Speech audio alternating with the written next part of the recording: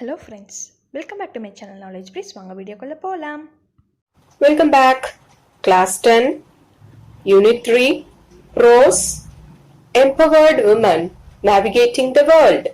This lesson proved that women can achieve anything if they are provided the opportunity. இந்த லெசன்ல என்ன சொல்ல வராங்க? பெண்களால எதையும் சாதிக்க முடியும். அவங்களுக்கு அதற்கான வாய்ப்பு கொடுக்கறப்போ அவங்க எதை வேணாலும் சாதிப்பாங்க அப்படின்னு சொல்ல வராங்க, ப்ரூவ் பண்றாங்க. Before going to the lesson, a small warm up. What are all the roles played by a woman? என்னென்ன மாதிரியான பங்கு, பெண்களுடைய பங்கு என்னென்ன மாதிரி இருக்கு நம்மளோட ரொட்டீன் லைஃப்ல? நிறைய பங்கு எடுத்துக்கிறாங்க இல்லையா, நிறைய வேலைகள் செய்யறாங்க. மெயினா ஒரு ஃபேமிலியில she has to take care of her husband, children and the elders in the family. குழந்தைங்களை பார்த்துக்கணும், ஹஸ்பண்ட பார்த்துக்கணும், வீட்டுல யாராவது வயசானவங்க இருந்தா அவங்களையும் பார்த்துக்கணும். அதோட வேற என்னெல்லாம் செய்யறாங்க வீட்டுல? Cooking, washing, house keeping. House keeping என்ன? வீட்டை சுத்தமா மெயின்டைன் பண்றது. Welcoming guest. வெல்கமிங் கெஸ்ட்னா வீட்டுக்கு வர விருந்தாளிகளை அன்பா உபசரிக்கிறது. இது எல்லாமே அவங்க செய்யறாங்க. Now, what is the status of women in the past? பழைய காலத்துல பெண்களுடைய நிலை என்னவா இருந்தது? Women in the past were mostly illiterate, slaves of men, confined to their houses, far away from the public life. எப்படிப்பட்டவங்களா இருந்தாங்களாம் பழைய காலத்துல? illiterate அப்படின்னா கல்வி அறிவு இல்லாதவங்களா இருந்தாங்க. slaves of men, ஆண்களுக்கு அடிமைகளா இருந்தாங்க. confined to their houses, வீட்டுக்குள்ளேயே தான் அடங்கி கிடக்கணும். far away from the public life, பொது வாழ்க்கைக்கும் அவங்களுக்கும் சம்பந்தமே இல்லாம வீட்டுக்குள்ள மட்டும்தான் இருக்கணும். அடுப்படி மட்டும்தான் அவங்களுடைய உலகமா இருந்தது பழைய காலத்துல. What do you think of the status of women in the modern society? இன்னைக்கு இருக்கக்கூடிய இந்த நவீன காலத்துல பெண்களுடைய நிலை என்ன? Women in the modern times are literate mostly. அதிகமா mostly 90% மேல பெண்கள் படிச்சவங்களா இருக்காங்க. Some of them have higher education. பெரிய பெரிய அளவுல எல்லாம் கூட படிச்சிருக்காங்க. They work in equivalent to man. ஆண்களுக்கு இணையா எல்லா வேலைகளையும் செய்யறாங்க, எல்லா ஃபீல்ட்லயும் இருக்காங்க. Even pilots are there among women. பெண்கள்ல என்ன கூட இருக்காங்களா? விமான ஓட்டிகள் கூட பெண்கள்ல இருக்காங்க. அந்த அளவுக்கு எல்லா துறைகள்லயும் பெண்கள் இன்னைக்கு இருக்காங்க. What is the role of women in the modern society? இன்னைக்கு இருக்கக்கூடிய இந்த நவீன காலத்துல பெண்களுடைய பங்கு என்னவா இருக்கு?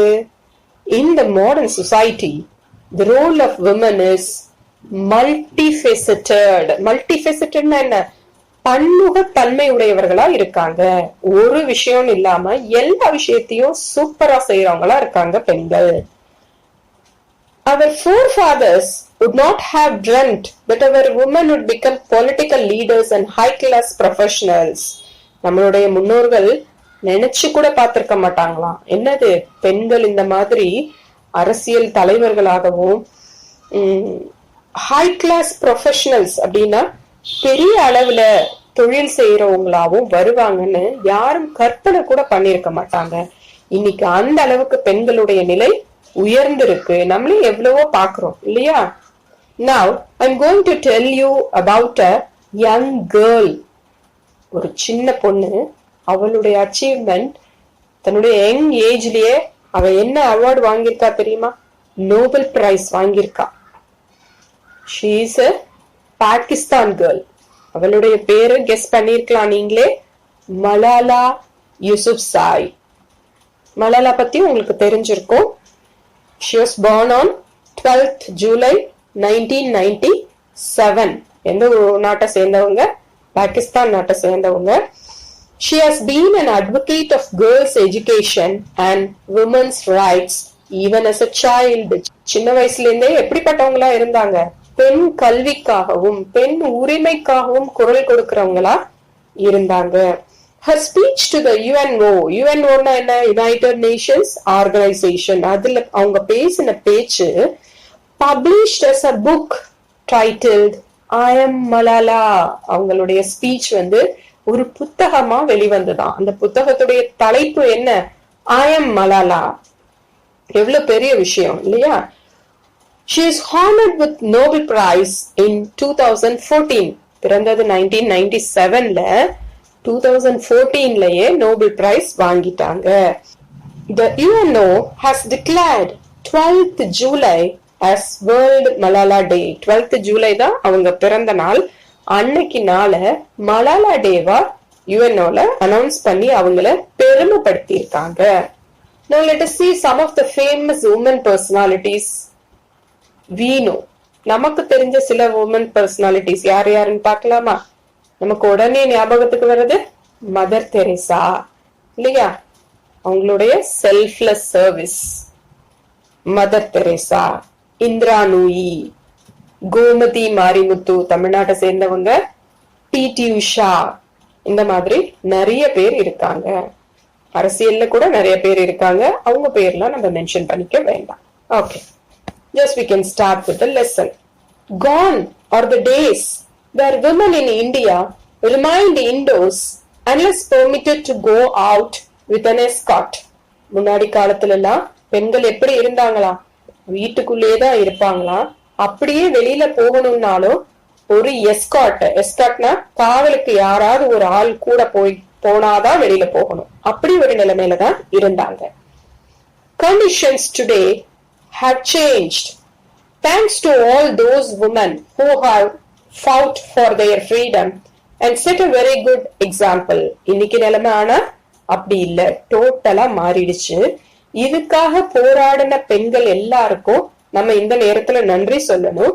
நல்ல ஒரு முன் உதாரணமா நமக்கு அவங்கெல்லாம் இருந்திருக்காங்க. The real power of women, though realized earlier, is currently being projected to the world by the advancement of technology and media. பெண்களுடைய சக்தி என்ன அப்படிங்கறத முன்னாடியே உணர்ந்திருந்தாலும் அது ரொம்ப வெளியில வராம இருந்தது. ஆனா இப்ப இருக்கக்கூடிய தொழில்நுட்ப வளர்ச்சி, அப்புறம் மீடியா ஊடகங்கள் வாயிலா நிறைய விஷயங்கள் பெண்கள் சாதனைகளை பத்தி வெளியில வர ஆரம்பிக்குது. Women occupy almost all the major positions in society. சொசைட்டில நிறைய பெரிய பெரிய இடங்கள், பதவிகள்ல பெண்கள் இன்னைக்கு இருக்காங்க. Currently, women's accomplishments are tremendous in many fields. பெண்களுடைய சாதனைகள் இப்படிப்பட்டதா இருக்கு, பிரம்மாண்டமானதா இருக்கு நிறைய ஃபீல்ட்ஸ்ல, நிறைய துறைகள்ல. One such achievement is the all-women Indian Navy crew who circumnavigated the world for 254 days all alone in a sailboat called INS Tarini. அந்த மாதிரியான சாதனைகள்ல ஒண்ணுதான் என்னது? All India Women Crew, All Women Indian Navy Crew. பெண்கள் மட்டுமே சென்ற ஒரு கடல் பயணம். எத்தனை நாட்கள் போனாங்களா? 254 நாட்கள். எதுல போனாங்க? ஸ்பெஷலாக கட்டப்பட்ட ஒரு படகு, அதோட பேரு INSV தாரிணி. அந்த கப்பல்ல, படகுல அவங்க தங்களுடைய பயணத்தை மேற்கொண்டாங்க. What is INSV Tharini? INSV-னா என்ன? INSV தாரிணினா என்ன? ஃபர்ஸ்ட் INSV-னா என்னன்னு பார்ப்போம். INSV stands for Indian Naval Ship Vessel. அதோட அப்ரிவேஷன் இந்திய கடற்படை கப்பல் அப்படின்றதான் சொல்றாங்க INSV-னா. Then what is Tarini? Tara Tarini is the patron deity for sailors and is worshipped for safety and success at sea. Patron deity-னா காக்கும் கடவுள், வணங்கும் கடவுள். கப்பல்ல பயணம் போறவங்க எல்லாரும் தங்களுடைய பாதுகாப்புக்காகவும் தங்களுடைய பயணம் வெற்றியோட இருக்கணுங்கிறதுக்காகவும் வணங்கக்கூடிய ஒரு தெய்வம் தான் என்னது, தாரா தாரிணி. இந்த தாரா தாரிணி டெம்பிள் எங்க இருக்கு தெரியுமா? தாரா தாரிணின்னு ஒரு கோயில் இருக்கு. அந்த கோயில்ல உள்ள அந்த கடவுளுடைய பெயராலதான் இந்த போட்டுக்கு அந்த நேம் வச்சிருக்காங்க. அந்த கோயில் எங்க இருக்கு? Ganjam district of Odisha. Tara Tarini temple is in Ganjam district of Odisha. Odisha மாநிலத்துல இருக்கக்கூடிய கஞ்சம் அப்படிங்கிற மாவட்டத்துலதான் இந்த டெம்பிள் இருக்கு. The word Tharini means boat. Tharini அப்படின்னா போட்னு அர்த்தம். And in Sanskrit it means savior. சமஸ்கிருதத்துல அதோடைய அர்த்தம் என்னவா? சேவியர். சேவியர்னா மீட்பர் அப்படின்னு அர்த்தம். இப்ப ஐஎன்எஸ்வினா என்னன்னு பார்த்துட்டோம். Indian naval ship vessel. தாரிணினா என்னன்னு பார்த்துட்டோம். பேட்ரன் டைட்டி ஃபார் sailors அப்படிங்கறத பார்த்துட்டோம். INSV Tarini is the second sailboat of the Indian Navy. Indian Navy. INSV Tarini இந்திய கப்பற்படையின் இரண்டாவது மிகப்பெரிய கப்பல். ஃபர்ஸ்ட் என்னது? INSV மாதேய். முதலாவது கப்பலோட பேரு INSV மாதேய். இப்போ இரண்டாவதோட பேர் தான் என்னது? INSV தாரிணி. இதோட அமைப்பை பத்தி இப்ப சொல்றாங்க. 55-foot sailing vessel built indigenously in India by Aquarius Shipyard Private Limited located in Goa. 55 அடி நீளமுள்ள இந்த பாய்மர கப்பலை கோவால இருக்கக்கூடிய அக்வாரியஸ் கப்பல் தளம் அப்படிங்கிற ஒரு தனியார் நிறுவனம் தான் கட்டுச்சு.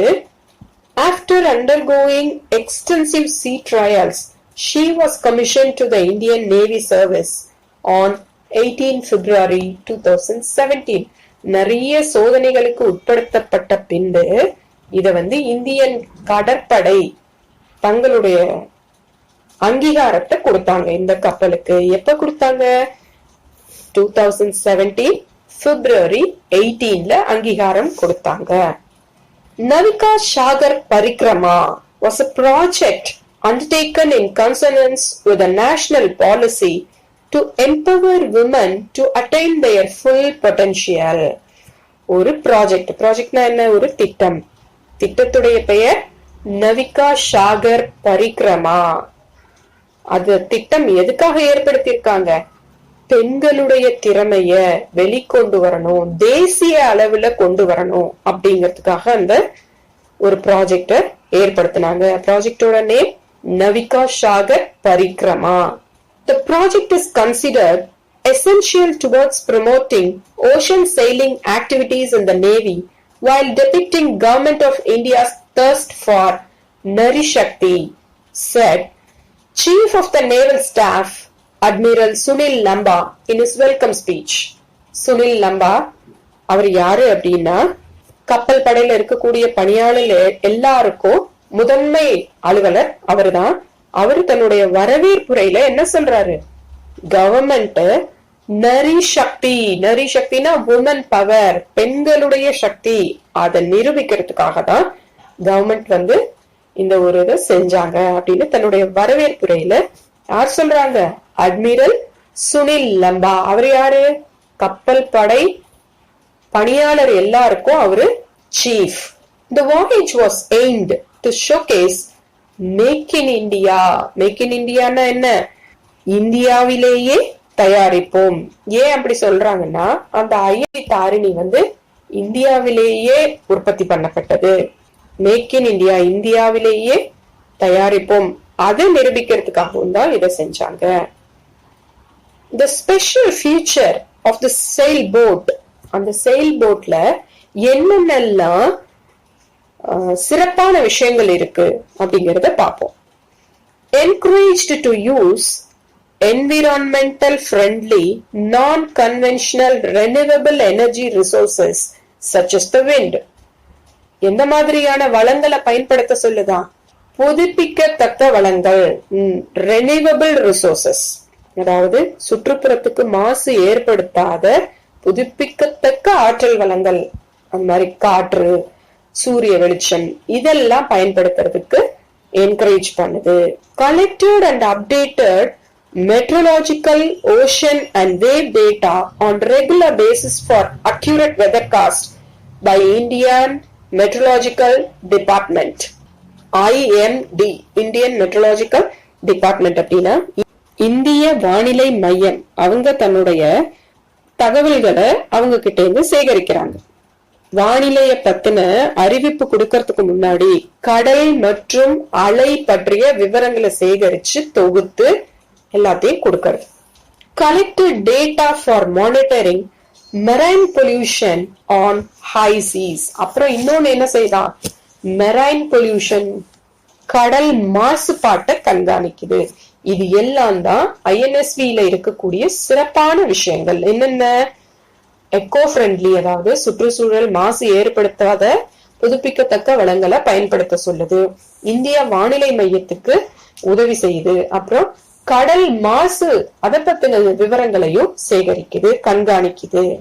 இப்போ எதை பத்தி பார்க்க போறோம் அடுத்தது, இந்தியன் நேவிஸ் 6 women crew அப்படின்னா 6 மகளிர் கொண்ட அந்த குழுவை பத்தி பார்க்க போறோம். Indian Navy's all-women crew was the first ever to circumnavigate the globe, skippered by Lieutenant Commander Vartika Joshi. 6 பெண்கள் கொண்ட இந்த குழு முதல் முறையா பெண்கள் மட்டுமே பயணம் மேற்கொண்ட இந்த குழுவுக்கு யார் தலைவர், லெப்டினன்ட் கமாண்டர் வர்த்திகா ஜோஷி. அவங்கதான் தலைவரா இருந்தாங்க, கேப்டனா இருந்தாங்க. அப்புறம் மீதி யார் யாரெல்லாம் இருந்தாங்க அதுல, lieutenant commander Pradeep Jamwal, lieutenant commander Swathi Patarapalli, lieutenant Aishwarya Boddapati, lieutenant Vijaya Devi, lieutenant Payal Gupta. இவங்க எல்லாரும் அதுல மெம்பர்ஸ், க்ரூ மெம்பர்ஸ், குழுவுடைய உறுப்பினர்களா இருந்தாங்க. வர்த்திகா ஜோஷி, பிரதீப் ஜாம்வால், ஸ்வாதி பத்ரபள்ளி, ஐஸ்வர்யா போடாபதி, விஜயா தேவி, பாயல் குப்தா. இந்த 6 பேர் தான் அந்த குழுல இருந்தவங்க, குரூப்ல இருந்தவங்க. The crew started their voyage on 10th September 2017 from Goa. தங்களுடைய பயணத்தை எங்க இருந்து ஆரம்பிச்சாங்க, கோவால ஆரம்பிச்சாங்க. எப்ப ஆரம்பிச்சாங்க, 10th September 2017ல ஆரம்பிச்சாங்க. யார் அந்த பயணத்தை தொடங்கி வச்சாங்க, flagged off by the Defense Minister of India. பாதுகாப்பு அமைச்சர் அவரு கொடியசைச்சு தொடங்கி வைக்கிறாரு. It was a historic day which should be marked in navigation history. இந்திய கடல் பயண வரலாற்றுல குறிக்கப்பட வேண்டிய முக்கியமான நிகழ்வா இது இருந்தது அப்படின்னு சொல்றாங்க. It covered the expedition in 5 legs with stopovers at 4 ports. 5 நிலைகள்ல 4 துறைமுகங்கள்ல தங்களுடைய தேவைகளை பூர்த்தி செய்யறதுக்காக, அதாவது உணவு தேவை, அப்புறம் ஏதாவது ரிப்பேர்ஸ் இருந்தா சரி பண்றதுக்கு, அந்த மாதிரி 4 துறைமுகங்கள்ல நின்று இந்த பயணத்தை அவங்க கம்ப்ளீட் பண்ணாங்க. அந்த 4 துறைமுகங்கள் என்னென்ன தெரியுமா, ஃப்ரிமாண்டில் ஆஸ்திரேலியால இருக்கக்கூடிய ஃப்ரிமாண்டில், லிட்டில்டன் நியூசிலாந்து, போர்ட் ஸ்டான்லி த ஃபாக்லாண்ட்ஸ், கேப் டவுன் சவுத் ஆப்பிரிக்கா. ஒன்னு ஆஸ்திரேலியா, ஒன்னு நியூசிலாந்து, ஒன்னு ஃபாக்லாண்ட்ஸ், இன்னொன்னு சவுத் ஆப்பிரிக்கா. 4 இடங்கள்ல இருக்கக்கூடிய போர்ட்ஸ் அங்க தங்களுடைய தேவைகளை அவங்க நிறைவு செஞ்சுக்கிறாங்க. எப்ப ரிட்டர்ன் வந்தாங்க, they returned on April 2018. எப்ப ஸ்டார்ட் பண்ணாங்க, 2017 செப்டம்பர்ல ஸ்டார்ட் பண்ணாங்க. ரிட்டர்ன் வந்தது 2018 ஏப்ரல்ல. Totally how many days? 254 days they traveled. One more information. Do you know? உங்களுக்கு தெரியுமா ஒரு information? The first Indian solo circumnavigation was undertaken by Captain Dilip Donde from August 19, 2009 to May 19, 2010. Solo சர்க்கம்நாவிகேஷன் அப்படின்னா தனி நபர் கடல் பயணம். முதல்ல யாரு மேற்கொண்டது அப்படின்னா கேப்டன் திலீப் தாண்டே அப்படிங்கிறவரு மேற்கொண்டாரு. எப்ப செஞ்சாரு? ஆகஸ்ட் 19, 2009 அன்னைக்கு ஆரம்பிச்சு எப்ப முடிச்சாரு? மே 19, 2010. அவ்வளவு நாள் தனியா பண்ணிருக்காரு. எதுல பண்ணாரு? another Indian built vessel INSV Madey. இந்த ஃபர்ஸ்ட் ஒண்ணு பார்த்தோம் இல்லையா, ஃபர்ஸ்ட் பில்ட் INSV Madey. அதுலதான் அவருடைய பயணத்தை அவரு மேற்கொண்டாரு. அடுத்ததான் the first Indian non-stop solo circumnavigation. First பார்த்தது solo circumnavigation, தனிநபர் கடல் பயணம், அங்கங்க ஸ்டாப் பண்ணி போனார். இப்ப நம்ம பாக்குறது நான் ஸ்டாப் சோலோ சர்க்கம்நாவிகேஷன், எங்கேயுமே நிக்காம தனிநபர் பயணம் மேற்கொண்டவர் யாரு அப்படின்னா commander Abhilash Tommy. Commander Abhilash Tommy எப்ப ஸ்டார்ட் பண்ணாரு? November 1, 2012 to March 31, 2013. நவம்பர் 1, 2012 இருந்து மார்ச் 31, 2013 வரைக்கும் நான் ஸ்டாப் சோலோ சர்க்கம்நாவிகேஷன் யார் பண்ணா? அபிலாஷ் டாமி அவர் பண்ணாரு. இது வரைக்கும் நம்ம பார்த்தது எல்லாமே லெசன்ல உள்ளதுதான். Hereafter the lesson is going to be continued as an interview with the crew members.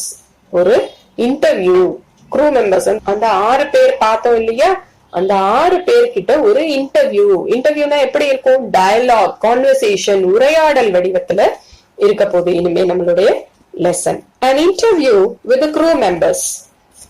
India's all-women Navy crew who went around the world in 254 days have shared their experiences about their great voyage in an interview. 6 பெண்கள் கொண்ட அந்த குழு தாங்கள் மேற்கொண்ட கடல் பயணத்தை பத்தி தங்களுடைய அனுபவங்களை ஒரு இன்டர்வியூ, ஒரு நேர்காணல்ல நம்மளோட ஷேர் பண்றாங்க.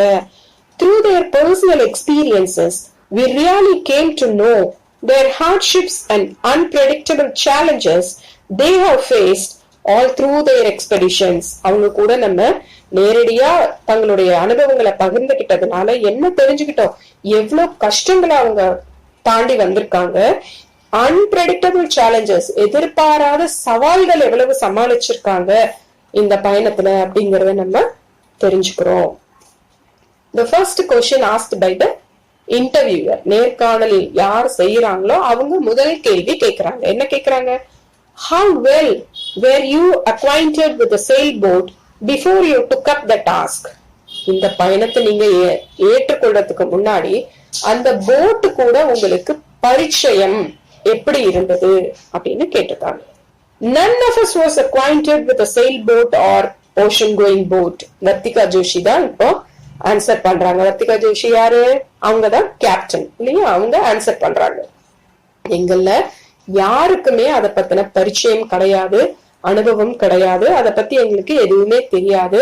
None of us had sailed before. நாங்க அதுக்கு முன்னாடி அதுல பயணமும் போனது கிடையாது. Nor or women officers allowed to enter in combat platforms as yet. எங்களை மாதிரி பெண் அதிகாரிகளை அந்த இடத்துல அலோவ் பண்ணவும் மாட்டாங்க. At first it was difficult to take boat out to sea from one point to another. First அந்த போட்டை ஒரு இடத்துல இருந்து இன்னொரு இடத்துக்கு கொண்டு போறதே எங்களுக்கு கஷ்டமா தான் இருந்தது. But we slowly built upon it through 3 years of training. ஆனா மெல்ல மெல்ல பழகணும். எத்தனை வருஷம் கத்துக்கிட்டாங்களாம் ட்ரைனிங்? 3 years, 3 வருஷ பயிற்சி நாங்க மேற்கொண்டோம் அப்படின்னு சொல்றாங்க. The next question by the interviewer.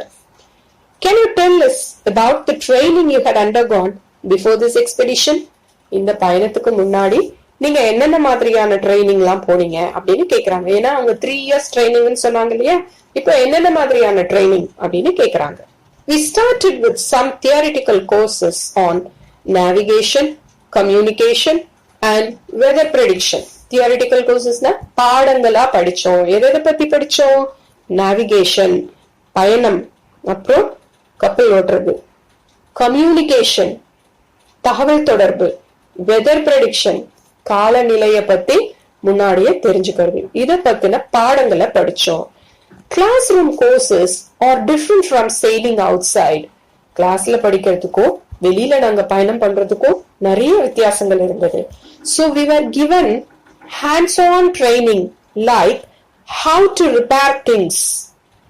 நேரடி பயிற்சி எங்களுக்கு நிறைய கொடுத்தாங்க. அதுல முதல்ல என்ன கொடுத்தாங்க, ஏதாவது ரிப்பேர் ஆயிடுச்சுன்னா அதை எப்படி சரி பண்றது, how to deal with emergencies, அவசர நிலையில எப்படி அதை சமாளிக்கிறது, when the weather gets rough, காலநிலை ரொம்ப மோசமாயிடுச்சுன்னா அதை எப்படி சமாளிக்கிறது, if there is a medical emergency, மருத்துவ உதவி தேவைப்பட்டா அதை எப்படி சமாளிக்கிறது, and training was needed in tactical aspects as well.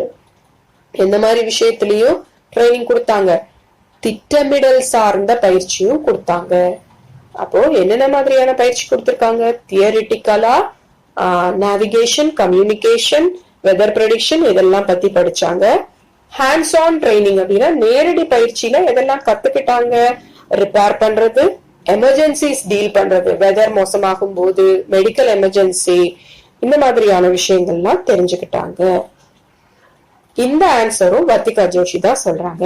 இப்ப அடுத்ததா யார் பேசுறாங்கன்னா Aishwarya is speaking. We underwent our basic sail training course in Mumbai at INWTC. அடிப்படை படகு ஓட்டும் பயிற்சிய மும்பைல INWTC அப்படிங்கிற இடத்துல ட்ரைனிங் சென்டரோட நேம் அது, அங்கதான் எடுத்துக்கிட்டோம். What is INWTC? Indian Naval Waterman Ship Training Center. எங்க இருக்கு, மும்பைல இருக்கு. INWTC, Indian Naval Waterman Ship Training Center. அங்கதான் என்ன எடுத்துக்கிட்டாங்க, அடிப்படை பேசிக் படகு ஓட்டுறதுல என்னென்ன அடிப்படை இருக்குன்றத கத்துக்கிட்டாங்க. அங்க மட்டும் இல்லாம வேரியஸ் ஸ்கூல்ஸ் இன் கொச்சி, கொச்சியில இருக்கக்கூடிய நிறைய சென்டர்ஸ்லயும் போய் கத்துக்கிட்டாங்க. We even sailed on INSV Madey to Mauritius in 2016 and 17. 2016-17ல INSV மாதேல எங்க போனாங்களா, மொரீஷியஸ் தீவுக்கு போயிட்டு வந்திருக்கோம் அப்படின்னு சொல்றாங்க. And back to Cape Town in December 2016. December 2016ல கேப் டவுனுக்கும் போனோம். கேப் டவுன் எங்க இருக்கு, சவுத் ஆப்பிரிக்கால இருக்கு. அங்கேயும் நாங்க பயணம் போயிட்டு வந்தோம். இதெல்லாம் அவங்களுக்கு ஒரு அனுபவம் வரதுக்காக செஞ்சிருக்காங்க. We were trained for almost 3 years to prepare for the voyage. இந்த பயணத்துக்காக நாங்க எவ்வளவு நாள் பயிற்சி எடுத்தோம், 3 years, 3 வருடங்கள் எடுத்தோம். Since the boat was old, it had minor leaks and repairs. அந்த போட் கொஞ்சம் பழசா இருந்ததுனால அதுல சின்ன சின்ன ரிப்பேர்ஸும் அங்கங்க கொஞ்சம் லீக்கேஜும் இருந்தது. We ran out of water and food soon. தண்ணியும் சாப்பாடும் எங்களுக்கு பத்தாம போயிடுச்சு. So the trip was a tutorial for us on how to manage food, water and even electricity during the big voyage. இந்த பெரிய பயணத்துல நாங்க வேற என்னெல்லாம் கத்துக்கிட்டோம், சாப்பாடு, தண்ணி, ஈவன் எலக்ட்ரிசிட்டி, கரண்ட், இதெல்லாம் எப்படி பயன்படுத்தணும், அதாவது பற்றாக்குறையா இருந்தாலும் எப்படி சமாளிக்கிறது, அதையும் நாங்க இந்த பயணத்தின் மூலமா தெரிஞ்சுக்கிட்டோம் அப்படின்னு யார் சொல்றாங்க, ஐஸ்வர்யா சொல்றாங்க.